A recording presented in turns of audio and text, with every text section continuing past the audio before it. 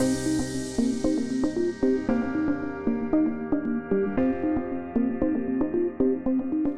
les étapes d'accompagnement sont nombreuses si on pense à la trajectoire au complet.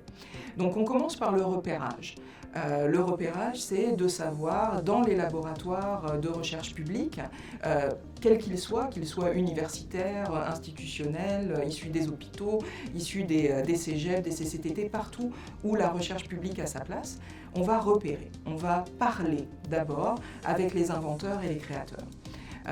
Et en leur parlant, on va être capable, nous, grâce à toute l'information d'intelligence de marché, d'intelligence d'affaires que nous avons, d'être capable d'identifier celles qui vont avoir un potentiel. Une fois qu'on les a repérées, on va analyser techniquement, d'un point de vue de propriété intellectuelle et d'un point de vue de marché, quelles vont être exactement les étapes de la trajectoire qu'on va pouvoir mettre en place. S'il y a une nécessité de protection de la propriété intellectuelle, on va avant toute chose protéger cette propriété, que ce soit par un brevet ou par une marque de commerce ou par du droit d'auteur, toutes les manières de protéger une propriété intellectuelle, on va choisir la meilleure et on va accompagner cette protection. Puis ensuite, on va commencer à repérer dans le marché, essayer de trouver les preneurs potentiels, aller les voir, leur présenter sous confidentialité bien entendu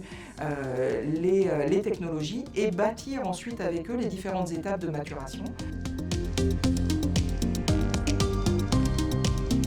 La maturation d'un projet, c'est de se dire que avant qu'une innovation devienne un produit commercialisable ou transférable, actionnable, utilisable, il faut qu'il atteigne un certain niveau de maturité, un certain niveau de qualité. Et donc nous, notre rôle, ça va être de bien comprendre ce que l'idée, la technologie ou la création que nous avons dans les mains, qu'est-ce qu'elle est, qu'est-ce qu'elle peut faire et justement comment est-ce qu'on l'amène à devenir véritablement ce qu'elle doit être pour être un produit qui va intéresser un utilisateur final. Quand nous avons une idée ou une création, une invention qui n'a pas encore de preneur, elle ne peut pas trouver un preneur tout de suite existant, eh bien nous sommes là également pour aider à la création de nouvelles entreprises qui elles-mêmes vont se baser sur cette innovation pour développer leur propre marché.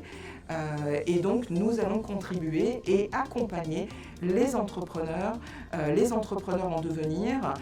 pour la création de nouvelles entreprises qui vont elles-mêmes pouvoir amener l'innovation au marché.